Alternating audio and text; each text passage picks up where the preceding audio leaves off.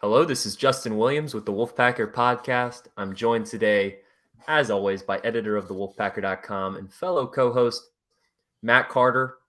Good to see everyone.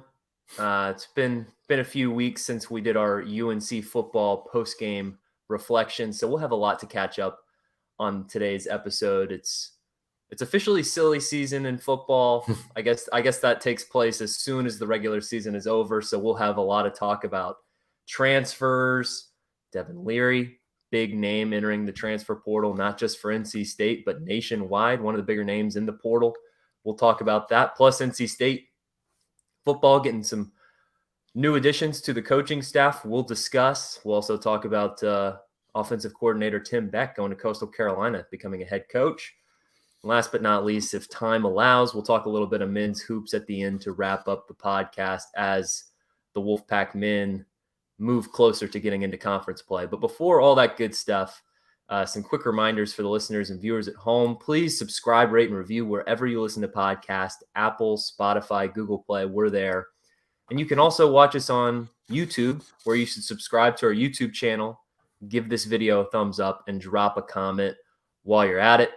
Every time I check the YouTube channel, looks like the subscribers are going up. So you guys have done a great job of heeding the instructions there, giving us the engagement, giving us the subscriptions. If you haven't done so already, please subscribe to the YouTube channel. It really helps us out a lot, and it's free and easy to do. So anyways, holidays are coming up.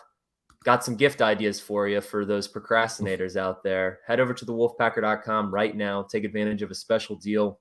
For just $10, you can get subscription to the Wolfpacker.com as part of the On3 network through the beginning of next college football season. So that's going to take you through the end of August 2023. That's a great gift for any Wolfpack fan in your life, or really any college sports fan in your life too. It's not just NC State that On3 covers, but obviously this is the Wolfpacker podcast, so we want you to go to the Wolfpacker and subscribe to the Wolfpacker. Anyways, head over to the Wolfpacker.com, premium subscription through the end of August 2023 for just $10. Tremendous savings there, and it's a great gift. So you don't have to shop for it. You don't have to wait for it to deliver. I mean, if it's Christmas Eve, you're still looking for a gift for somebody, great idea, last minute idea. But if you plan a little bit ahead of time, you probably need to go ahead and act soon if you want to get some products from RogueShop.com before Christmas. RogueShop.com, proud sponsors of the Wolfpacker podcast. Go there for your premium CBD and Delta 8 cannabis goods. They've got flower itself, they've got cartridges, they've got oils, they've got tinctures, they've got edibles, lotions, all kinds of great stuff. RogueShop.com, that's ROGUE shop.com. Small business founded by a husband and wife. The husband's a disabled veteran that was turned on to these natural products, when he was suffering with stress and anxiety, trouble sleeping at night, chronic pain, inflammation. And these are just some really great natural products to help with some of those things. I'm sure everybody that listens to this podcast, myself included, Matt, we all suffer from at least one of those things. And CBD and Delta 8 is a great natural way to help with some of those things. That's why he founded the company, RogueShop.com. It helped his life tremendously, so much that he wanted to share it with the great listeners of this podcast. So head over to RogueShop.com, ROGUE shop.com, and support the folks that support us. All right, let's talk football. We got a lot on the docket, Matt. I think we got to start though with Devin Leary, the 2022 ACC preseason player of the year. Obviously, the first half of the season really didn't go as planned for Mr. Leary. Not that he played bad, but not to the ACC player of the year type expectations entering the season. Gets a pectoral injury around the Florida State game, halfway through the season, missed the remainder of the year. And now, after the season, he has entered his name in the transfer portal. Like I said earlier in the podcast, one of the bigger names, if not the biggest name, at least among quarterbacks in the portal right now. There's going to be a long list of, big name teams that'll be interested in Leary. But Matt, I'm curious. for the loyal listeners here, they know that I've moved to the West Coast about a year and a half ago, so I'm a little bit removed from the day-to-day, beat updates, the insider knowledge that Matt Carter brings to the table. So I'm as curious as our listeners, maybe. Matt, what do you think kind of the main motivation for Leary is entering the portal? We obviously know MJ Morris played really well with his opportunities towards the end of the season and the regular season, kind of the future of NC State football, if you will, at the quarterback position. And even Ben Finley, the former 4-string quarterback, played well at the end of the regular season. So there's some competition in that quarterback room. Do you think that may have played a factor into Devin Leary's decision, or do you think this is a move motivated by the opportunities of NIL and all the money out there from the big name programs, or maybe a little bit of both? Yeah, I think all of the above is kind of a good way to describe that. And this was way to one, and I hear train in the background, so right on time. It's like clockwork. Yeah, I do think it was a kind of a multitude of factors. He's on this opportunity. He's been loyal to NC State before, right? I mean, it's a guy who, when he committed to NC State, he blew up that summer. A lot of schools tried to get him to flip. Penn State tried to get him to flip. He didn't. The guy who could have easily transferred when there was Matt McKay and Bailey Hockman ahead of him on the depth chart. Yeah, no one would have blinked an eye if he went into transfer after that. He didn't. He worked his way up. He's been at NC State for 5 years. That in the old days, that was the maximum, 5 years. Get 5 to play 4. Yeah, he was really dead set on being an NFL quarterback after this season. I mean, I think that was what everyone expected, what everyone anticipated. His year did not, by his own admission, it didn't go as well as he'd hoped. You ask him, he'll tell you that. Now, I think this was the case of, look, it's a new era of college football, which you and I have talked about a lot over the years. And I think there are some things we agree with on it and some things we don't agree with on it. But the bottom line is it has a tremendous impact. And he's done 5 years at NC State.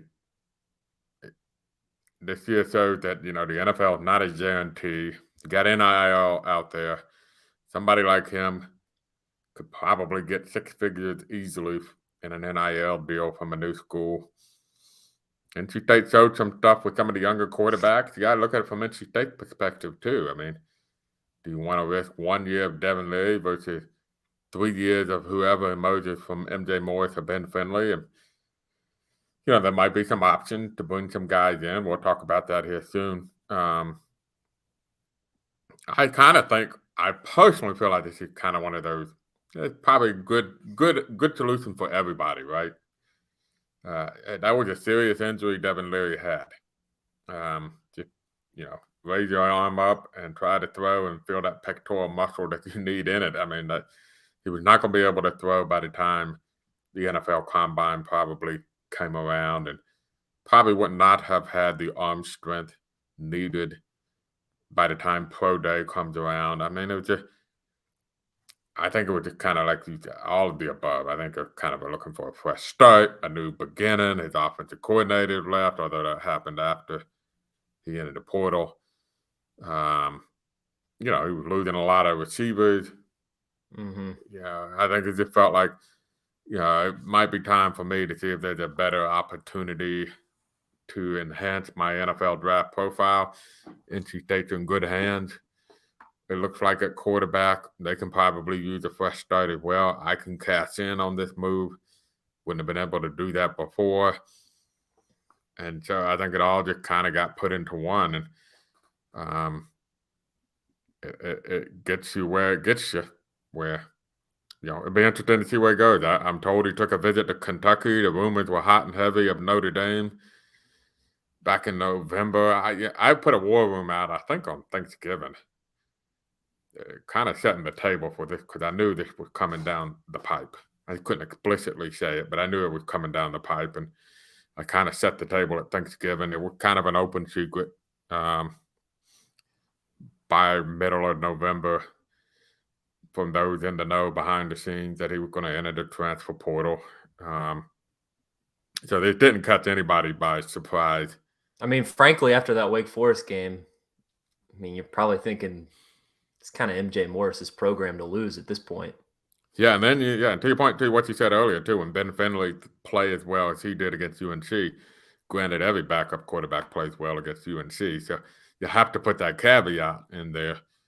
But when that happens, we got both MJ Morris and Ben Finley. They've won games. They won games against bowl teams. They won games against bowl teams that were rivalry games.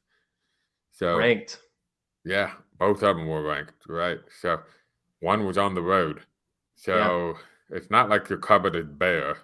And honestly, the offense looked better when MJ Morris was in, and when in the limited times that we saw Ben Finley in, compared to what we saw what the offense was able to do with Leary. And that's not saying Leary is an inferior quarterback. He's, in terms of NFL draft stock right now, still the highest of all three of those guys. But, just for whatever reason, it wasn't clicking this year. And I mean, the NIL thing, people have their complaints, but there's good and bad to it. You're no longer married to any players in your program. It's year-to-year basis pretty much for every player, just like a coach,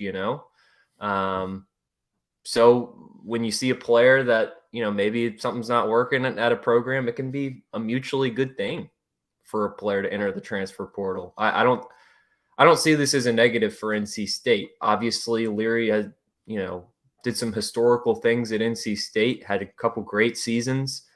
But yeah, I mean, you look at it, would you rather have 2 years or 3 years with MJ Morris, or would you rather have one more year of Leary when, you don't know if that's even a guarantee that you're going to get all ACC type caliber quarterback play.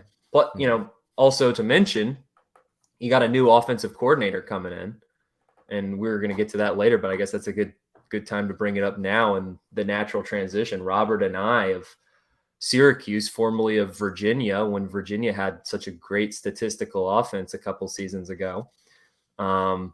He seems to have success with quarterbacks that are mobile, and Devin Leary is not a mobile quarterback. And I would almost argue, to me, kind of the recurring thought throughout the year of just seeing Morris and Finley in this offense, and even Chambers at times, versus Devin Leary, especially with some of the struggles that the receiving corps had this year. The college game, you almost kind of prefer a dual threat quarterback that can run. It's not like the NFL where you're going to have stud receivers no matter where you are, and you're going to have solid offensive line pretty much no matter where you are. That can kind of, facilitate to a pocket passer like Leary was. So, I mean, I wish Leary nothing but the best. He's a proud Wolfpacker. He'll always have a spot in Raleigh. I'm sure he'll come back to Raleigh and embrace NC State, for the remainder of his career.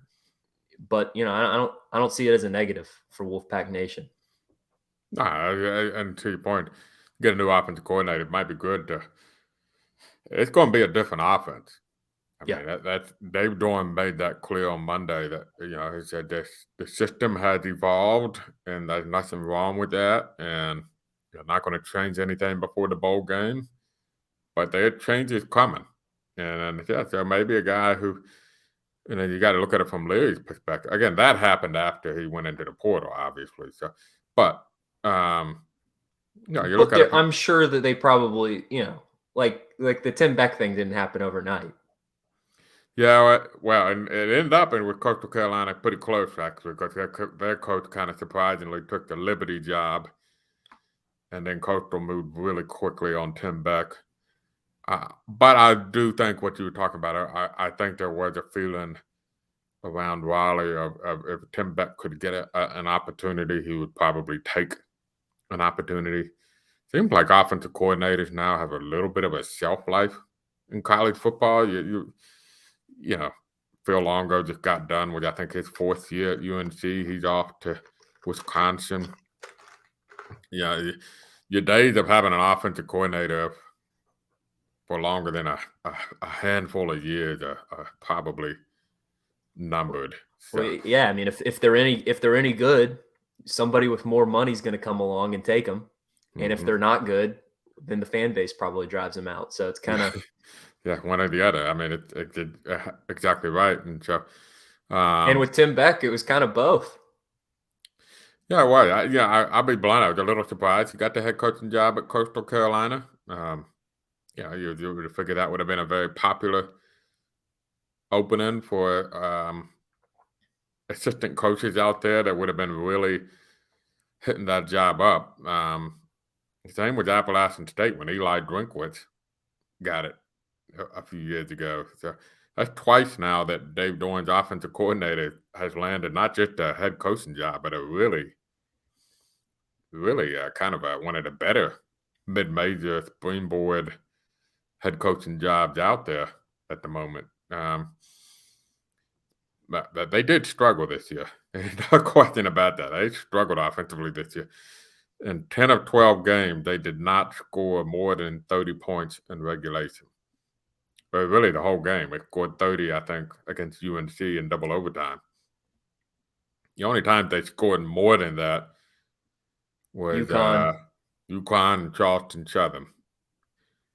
Yeah. So and then some of those games, like East Carolina, I think they 21-20, I believe, if I remember, that was a block punt that was returned for a score.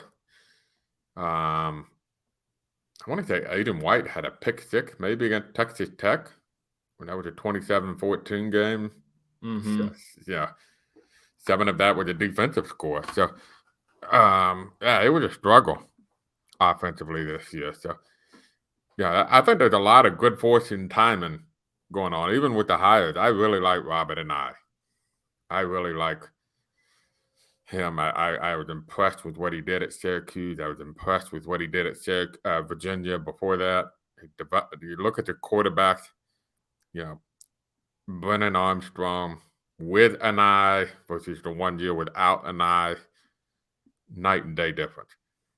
Garrett Schrader at Syracuse, when he played NC State last fall, I thought was one of the worst quarterbacks in an ACC team ever to play against NC State.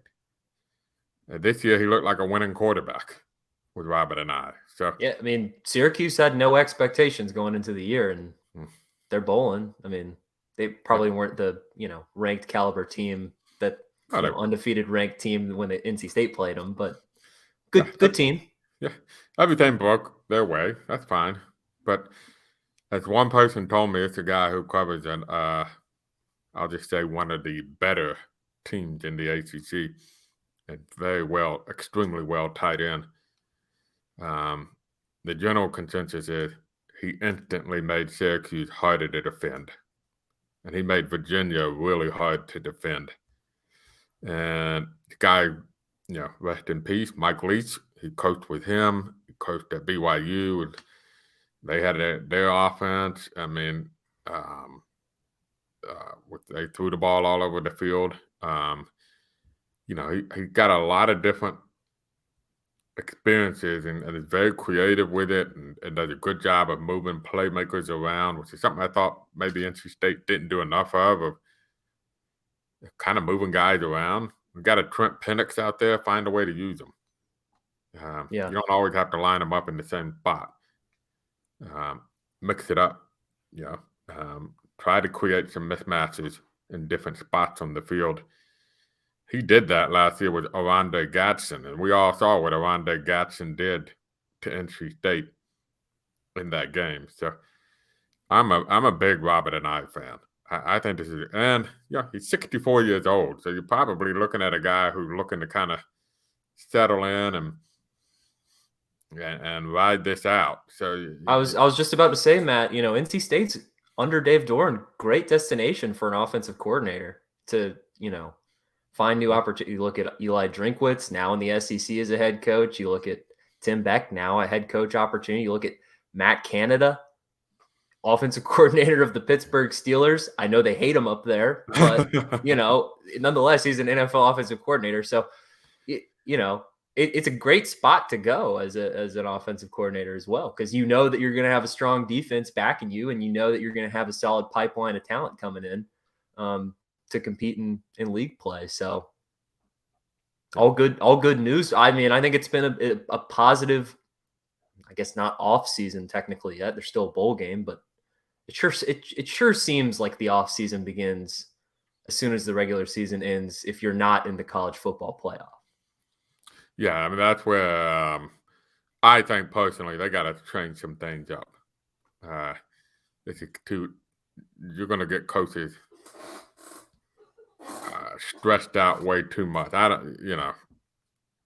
It's too much on coaches' plate to be recruiting for signing day, figuring out your roster, and preparing for a bowl game, which over half the coaches are doing. Dave Doran's on the road every day, visiting some recruit, probably about 3 a day, probably flying from Alabama to Florida to Georgia, and then,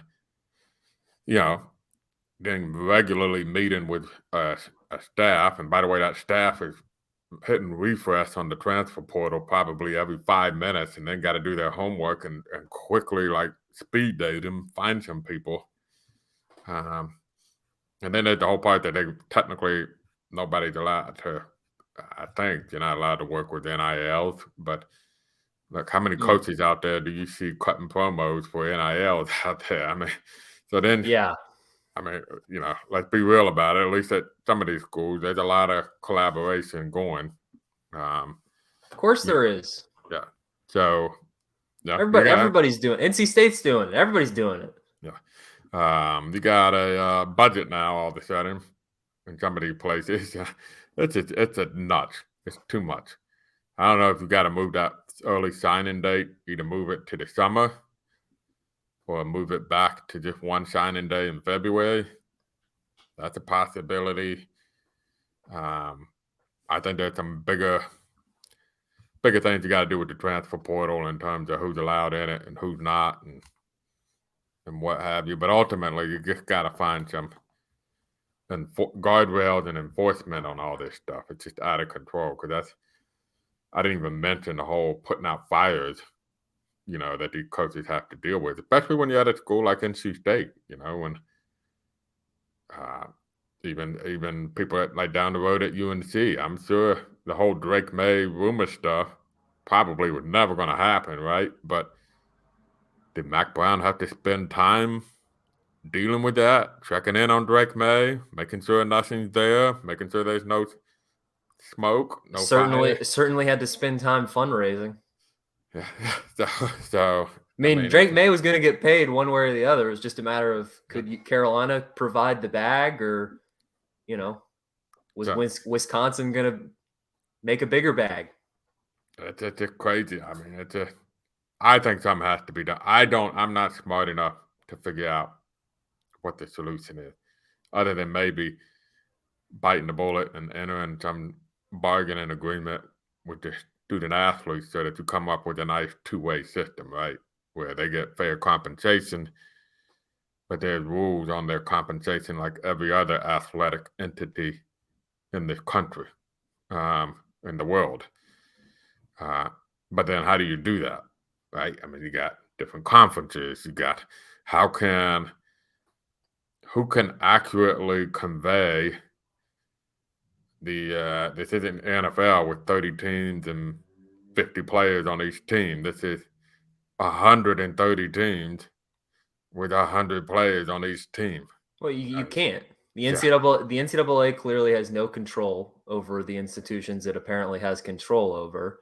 Yeah. And really the main, power brokers, at least in football, which is the main power broker of college athletics, are controlled by the individual conferences. Yeah. And the individual conferences can't make decisions cohesively at all. They're all trying to backstab each other. So, and then on the flip side of that, how can there be accurate representation for the athletes, right? If you were to go into a bargaining position, I mean, that's a lot of athletes. What works for a football player at Boston College isn't going to be the same as a football player at UCLA. It's an entirely different world. And so how can you come up with some kind of agreement when you got all of these different, different sports? Women's soccer versus men's basketball are going to have different needs, demands, or whatever. It's just, I don't know. There was so much that got opened up with all of this, and then I don't think and you had a weak NCAA that was really badly weakened over the years.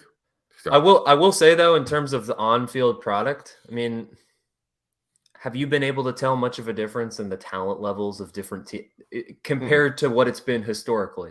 Like it seems like NC State, their talent base is about the same as it always has been. Now that might change in a few years once NIL continues to evolve. We just got to wait and see. But yeah, that's what you got to wait. You got to wait for it to cycle out. But I mean, Alabama and Georgia are always going to get the best recruits, anyways. I mean, yeah. The one difference I would say is, yeah, that was true. What you would hang your hat on if you're at Pittsburgh or NC State or Louisville or Wake Forest, is you get that diamond in the rough and you strike gold. Or if you're TCU and you got Max Duggan out of nowhere, and you have the dream year because you struck gold and hit the diamond in the rough. Going forward, if TCU had lost 2 games, which they came darn close to doing, right? And they're like 10-2, didn't even play for the Big 12 title. All their fans are probably sweating bullets that Max Duggan is going into the transfer portal to cash in at a bigger school in the SEC or Big 10. And you kind of have removed that one hope that their fans could grab to, that we got this diamond in the rough that Alabama and Georgia didn't see. We got Russell Wilson, the 2-star from Richmond, that's first team All-ACC as a freshman. Yeah, we got 2 more years of this guy. We might have a chance in the ACC. Now it's going to be, oh, crap. He's going to go in the portal and cash in, isn't he? He's going to be Bryce Young's replacement at Alabama, isn't he? That's where the difference comes in. To your point, we have to see it cycle through. We just have to see it cycle through over the next 3 years. If we get to the point in 4 years from now where it's nothing but Alabama, Ohio State, Georgia, the Florida schools, Southern Cal reloading at other schools' expense, I guess that might be the one place you can tell the difference. USC certainly feels like they loaded up the arsenal in the offseason and got rewarded for it. Yeah. Yeah. But it also helps to have Lincoln Riley, one of the better coaches in college football, one of the better recruiters in college football. Darn right. So, you can have all the money in the world, but you still got to recruit. What did Lincoln Riley do? He cashed in, right? Yeah. He went, he did everything that these players are doing. So, he did the same thing the players are doing. He left Oklahoma and got himself a boatload of money at Southern Cal. So, but at the end of the day, that recruiting still matters. Like you watched the Heisman ceremony of Caleb Williams winning that award. I mean, both Riley and Williams are in tears as he's given the speech talking about, how big of a role Lincoln Riley's played in his life. Caleb Williams could have gone wherever he wanted, would have made plenty of money wherever he wanted, but he followed his coach because that relationship still matters. So it's not, the money is there. There's going to be money almost wherever you go at Power 5. It's not 100% money. Money's always been an equation in all this, but the recruiting and the relationships and the schemes and the fits, and if you like going to school somewhere, I mean, all that stuff still matters. It's not like it's gone out the window, at least in my eyes. That's why we'll have to see, too, what they look like. There will be a market correction. I happen to think at some point all the millionaires and in some case a billionaire are going to say, why am I paying a high school quarterback millions of dollars to come here and then he flames out and with a bust? So there might be a market correction to all of this. I think right now is a great time to be a college football player or a high school football star, especially if you're a quarterback. This is the best time it's ever probably going to be. You struck it rich. Devin Leary struck it rich with his timing to be a breakout quarterback. I mean, so yeah, but making the NFL still matters. Like, he can go make money. He can go get a nice foundation for himself as a young man. But it's not like he's going to make generational wealth, playing college football. None of these guys are making generational wealth playing college football. That comes with the big contracts in the NFL. So, again, being in a system that catapults you to that level, I think still matters. To get, to wrap up our football off season, we still got a Duke's Mayo Bowl preview coming up. NC State, Maryland, fun matchup. That'll be a fun show. I'm sure we'll do that probably next week. Oh yeah, I already ordered my Duke's Mayo Bowl shirt. With the nice Tuffy helmet and a nice Maryland Terps Maryland flag helmet and the Duke's Mayo logo. I feel like this bowl game is what makes bowls good.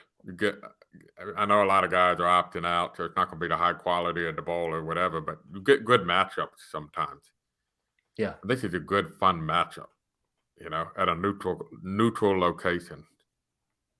Well, advantage NC State. Yeah, good point. Yeah, fair. Maybe, I don't know. What is there even a neutral location for Maryland? I mean, if you played it in Richmond, maybe. Yeah, maybe they were like playing in Nashville or something. If you played it in DC, it's advantage Maryland. You play it anywhere in North Carolina, it's advantage. So, anyways, we'll see. Wolfpack Nation will show out. I got no doubt in my mind that Bank of America Stadium will be able to support the traditional Wolf Pack across the stadium chant. And one more thing on the Duke's Mayo Bowl, Matt, I saw on Twitter. Apparently, he asked Dave Doran a question about getting dumped with mayo if the Wolfpack prevail against the Terps. And you got an interesting answer back, right? He turned it around on me pretty quickly, and too many people were agreeing with Dave on that one. So I actually asked it. I didn't even ask it of Dave. I asked it to the bowl guy if that was like in play again this year. For those who don't know, last year Mac Brown and Shane Beamer had a side bet. Winner would get instead of the Gatorade bath, they would get a mayo bath after the game. Obviously, South Carolina, much to the pleasure of NC State fans, handled business. I thought Shane Beamer cheated by wearing a hat in the bath. I think I was a little bit of a cheat myself, but great fun. I hadn't heard anything about it. Yeah, I figured they would be promoting it, whatever. So apparently, it's not yet a written requirement to play in the bowl game. So not yet, but I can tell you, Twitter is going to be very upset if the winner of that bowl game does not get a mayo bath. Yeah. Because remember the first Mayo Bowl, everyone thought that there was going to be a mayo bath. It never happened. Yeah. And then last year was kind of the perfect combination of head coaches where you had, Mac Brown, who's an older coach, but, media darling, outgoing personality, would probably do just about anything for the social media clout. Yeah. And Shane Beamer, who's a young up and coming coach. But then the question we always had was, what happens if you get a Dave Doran type who, certainly has a nice, fun personality, but don't exactly see him as the type of guy that wants to play ball when it comes to that thing. Hey, we'll see. I guess we'll just have to see more of this talk on the Duke's Mayo Bowl preview. But personally, I'd love to see Dave Doran dumped with Duke's Mayo. I mean, first of all, it's the best mayo out there. I mean, it's not like it's Miracle Whip. If it was Miracle Whip, maybe you take exception. I honestly don't like mayo. I'll be honest. This could be your moment, Matt. This could be your viral moment. Maybe if you volunteer, you could get an invite to the locker room, and then the guys dump you with mayo. It'd be great for the Wolfpacker.com. It would be, but I don't need a viral moment. I'm not vain like that. So I don't even have my own personal Twitter account. It's true. It's true. The only way I found out about it is if somebody said Matt Carter in print and then tagged at the Wolfpacker on Twitter. So I was like, oh, there you go. Yep. I was trying to wrap up the transfer talks and new coaching additions. Names we haven't mentioned yet: Devin Carter, wide receiver, entered the transfer portal recently. Joshua Harris, defensive tackle, entered the transfer portal. Those are the remainder of, I guess, the notable names of current NC State players entering the transfer portal. And also new incoming offensive line coach, Garrett Touge, formerly of UVA, coached with Robert Anai at UVA, replaces Garrison, who went down to Ole Miss to go coach with Lane Kiffin. So good for him. Probably a nice little salary bump for him, and gets to go coach with one of his former colleagues. Yeah, I think too. I kind of wonder if that all is that really good fortune, or would that kind of will sudden change that a new offensive coordinator comes in and the offensive line coach that he worked with at both BYU and Virginia is now back as his offensive line coach. You almost wondered if that was part of negotiations, and it just so happened that Ole Miss with Lane Kiffin is where John Garrison worked for at Florida Atlantic before being hired at NC State. So, John Garrison had the connection to this opening at Ole Miss that Robert and I want his own offensive line coach. It worked out brilliantly well and tremendous fashion, or I kind of wonder if they were all connected somehow. If that was part of the pieces of the puzzle all fitting together. But yeah, I wish John well. He's one of the nicer coaches to talk to at NC State. When you get a chance to talk to the coaches, very, very down to earth guy, and obviously now making SEC money, which he's doing well there. So from everything I've heard, Robert Touge is a George. Is it George TJ? No, Garrett Touge. Garrett Touge is quite the fun guy. So I've heard that he's a pretty good recruiter, and so we'll see how this plays out. Well, I guess that leaves us some time to talk a little bit of men's hoops before we close out this podcast, Matt. So I guess NC State coming off probably its most impressive win to date, home win over a solid Furman team who, the name Furman doesn't really jump off the page, but at the end of the year, this could be a nice resume building win. At the very least, you'd probably think it's a solid quad 2 game by the end of the year. If Furman's the SoCon favorite, if they handle business in the SoCon, let's say they run the table or maybe lose one game in the SoCon, I don't know how they're going to fare in the SoCon, but let's say they do that. I mean, it's theoretical. It could slide up to an even better win than that. But, that was a game NC State dominated from beginning to end. I mean, it seemed kind of like a common trend of this NC State team thus far that they get out to a hot start and then they kind of take their foot off the gas like midway through the second half. And this time it didn't hurt them because they were up by, 25, 30 points at a certain point. But, you go to the game before that, the road game at Miami, where NC State controlled that game through its entirety, played a great offensive game for about 35 minutes, and just couldn't get stops down the stretch to close out what would have been its first quad 1 win of the season against the Hurricanes. So early impressions of this NC State basketball team. We're getting close to conference play here as I'm trying to log into KenPom. They've got Vanderbilt coming up.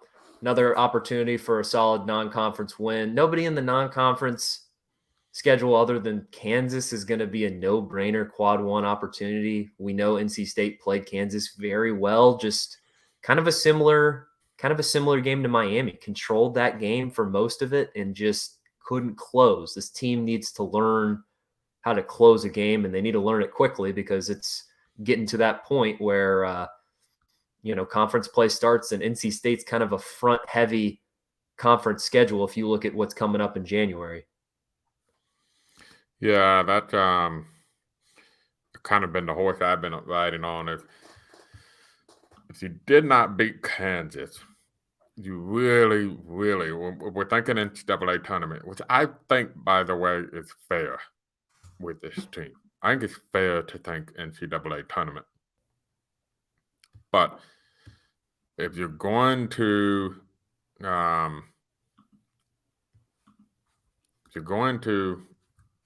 think that, and you lose to Kansas, you really needed to win 4 games in non-conference.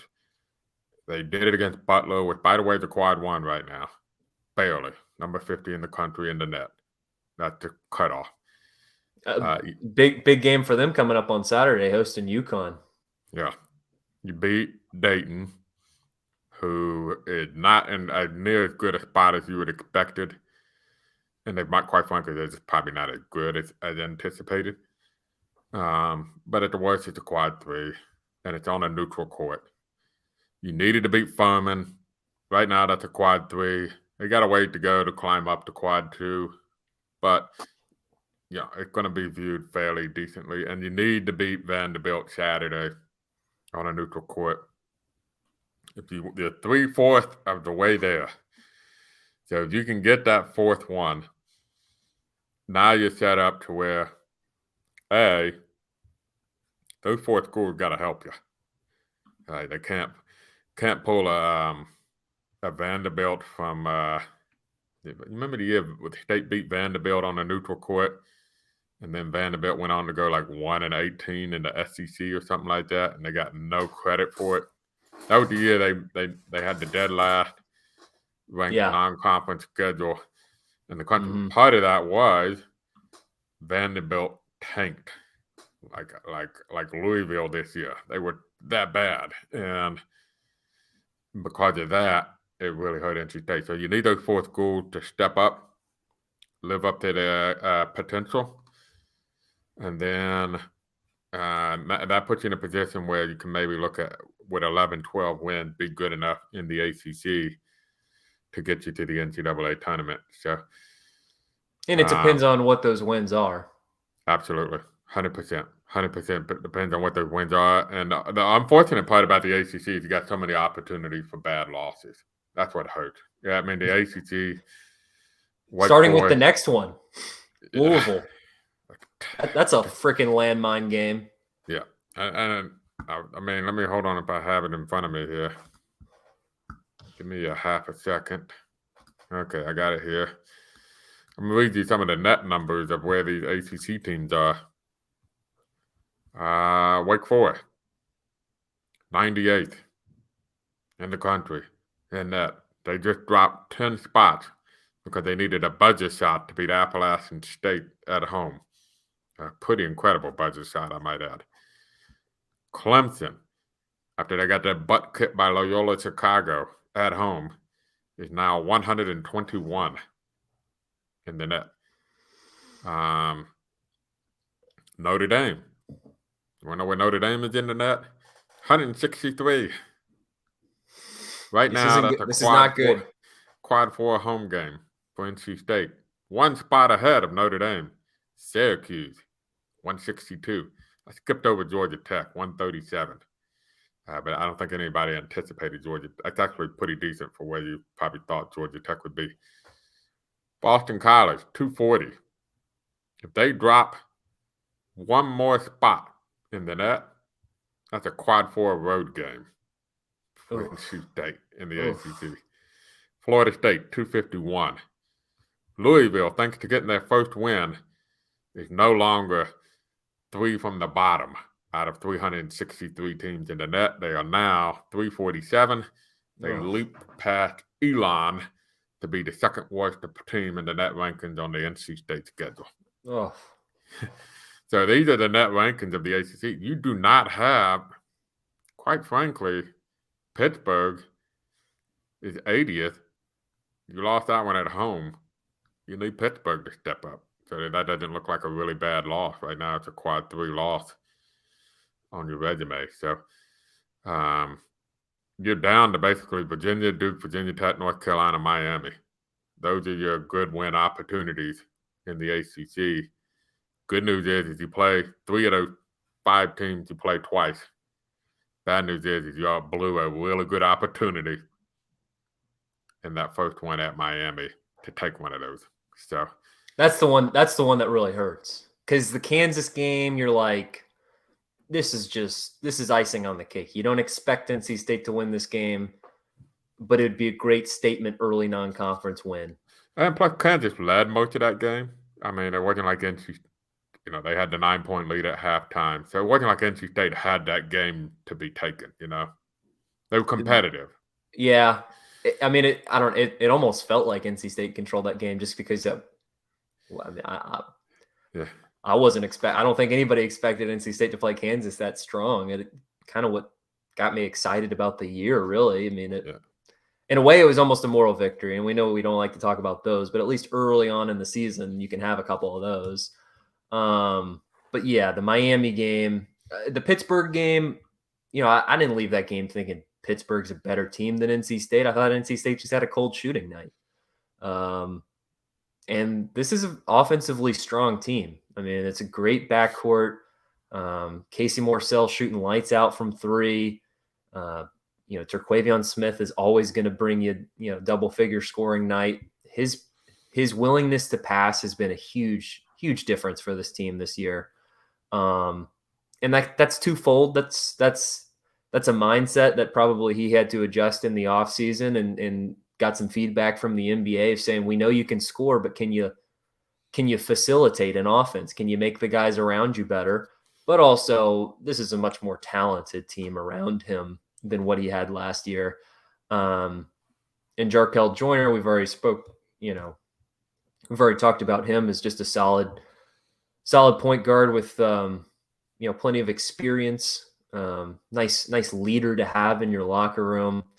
The Mahorcic injury in the Reynolds Coliseum game, that hurts because Mahorcic really just seemed like a nice defensive asset to have in ACC play, especially when you play, against some of these more elite bigs. Like you think that UNC, you get UNC twice, he'd be great on Armando Bacot.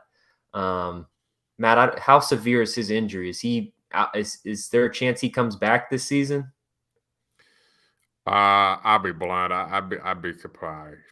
We're talking about NC State here. Yeah, I was kind of told or led to believe, and I could have wrong information, that if it was surgical, that would be a longer absence. If it was non-surgical, he could theoretically come back in a couple months. But if it was surgical, that would be a bigger issue, and obviously it turned out to be surgical. So, that's a tough break. But you get Isaiah Miranda. We talked about this with Matt Coe in our last podcast. We got to be reasonable about what to expect from Isaiah Miranda. Just because he's a near 5-star and NBA talent doesn't mean he's going to come in averaging. Mahorcic was giving you really nice production. I think it was like 9 points, 6, 7 rebounds. If you get half of that from Miranda and about half of Mahorcic minutes from Miranda, you've done good. So, yeah, I think that's kind of what you're knocking on wood that you get. At the very least, though, big difference between this year's team and last year's.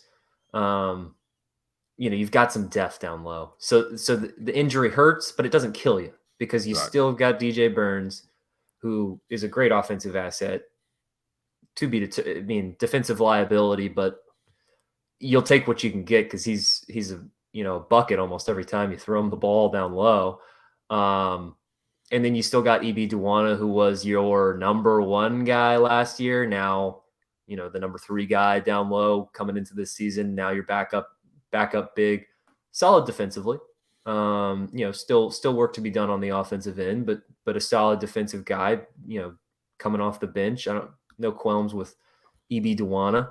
And at times against a smaller team, you can even put Ernest Ross at like a stretch 5 type position if you want to play small ball. So, yeah, Vanderbilt's a big one. Then you got Louisville at home, at Clemson to end the year. I think NC State has to win all those. They got to go 3-0 through December to have because those are all, other than Vanderbilt, both of those games they wouldn't be good losses. But B, you want this team to have confidence because you look at the beginning of the January schedule versus Duke, at Virginia Tech, versus Miami. Those are 3 of the 4 ranked teams in the ACC right there. Now UNC will probably end up back in the rankings. And by the way, you get them in the 3rd week of January. This January schedule, it's going to make or break the season. It's going to make or break the season. Second straight year, it's a front-loaded ACC schedule. You could beat Louisville, as you mentioned. At Clemson, never easy for NC State. Duke at home obviously goes without saying. I think Virginia Tech is probably the most well-coached team in the ACC, and they shoot the lights out of the basketball, and where they're going to be most comfortable shooting at home. Where do you get them at home? So that'll be tough. You just saw what Miami's capable of. So those 4 games after Louisville is coming up, really, can you get through that? Then you got to go on the road for 2 games. So even though Georgia Tech is one of those road games, 3 out of your next 4 on the road because you end the month at Wake Forest. Yeah, you're right. January is tough. If you count December 30th as January, that's tough. Then you look at the back half in February. You get Florida State at home. You get Georgia Tech at home. You get Wake and Clemson and UNC at home. You do go to Duke. But some of the other road games, you do go to Virginia, but BC and Syracuse, not quite as intimidating on the road. So, and in NC State under Kevin Keatts has proven it can win in Charlottesville. So that's, if you're going to have a ranked road game, it's kind of preferable that it's Virginia. Yeah. So I think the goal is if you can get out of that first 4 games of after Louisville, let's say they beat Louisville. Which, by the way, Louisville got 2 easy games. So, yeah, you're going to get them right as their confidence is coming right up. Yeah, they just beat a decent Western Kentucky team at home. They'll get a couple cupcake wins, and then they'll come to NC State. But let's say you beat them. That puts you at 1-2. If you can get through that game against Miami, going to Georgia Tech at 3-4, then I think you might be on schedule to kind of because that means you would get a couple of good, at least 1 good win. Yeah, that Clemson will be a so-so win, but that's really what you're looking at right This there. team is talented to beat anybody in the ACC. It's talented enough to beat anybody in the ACC, and but also can lose to just about anybody. Yeah, maybe that's. Yeah, just because it's not a good defensive team. If they were a little bit better defensively, some of those games you'd be like, nah, NC State's got this. They are certainly one of the top 5 most talented teams in the ACC. I would especially with the addition of Miranda. Yeah, talent, youth, but talent.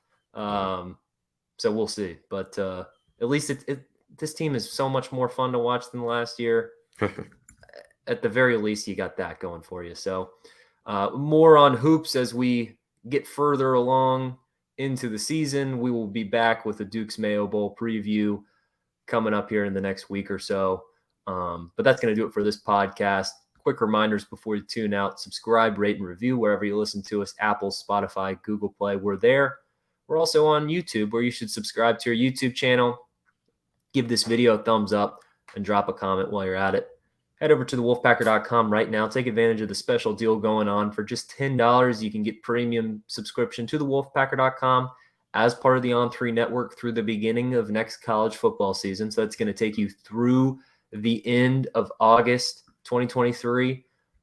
Great last-minute Christmas shopping idea, holiday shopping ideas. I'm a procrastinator. I still got some work to do, Matt, on my holiday shopping list. And you start looking at these delivery times. I'm getting a lot of emails about last call for deliveries. So yeah, if you wait a couple more days, you're kind of SOL when it comes to getting an item. But maybe a subscription is a good last-minute gift idea. And last but certainly not least, head over to rogueshop.com. That's ROGUE shop.com for your premium cannabis, CBD, and Delta 8 goods. They've got cannabis itself. They've got cartridges. They've got oil tinctures. You put it right underneath your tongue. Very discreet. Edibles. They've got lotions. They've got all kinds of great products, and they're all natural. They're there to help you with your stress and anxiety. You deal with pain, inflammation, trouble sleeping at night. This is a great way. Take a little bit of this before bedtime, and you'll be having a great night's sleep. Head over to rogueshop.com. It's a small business founded by a husband and wife. The husband's a disabled veteran that was turned on to these natural products when he dealt with some of those symptoms.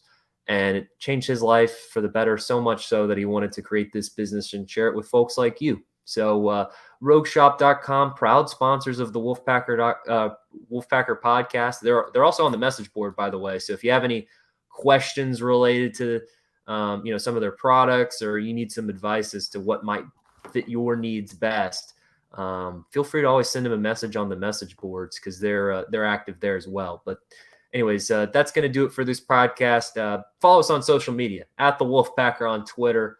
You can follow me personally at Justin H. Will, although I don't tweet much these days. So, do it if you want. And head over to Facebook, NC State Wolfpack on the Wolfpacker.com.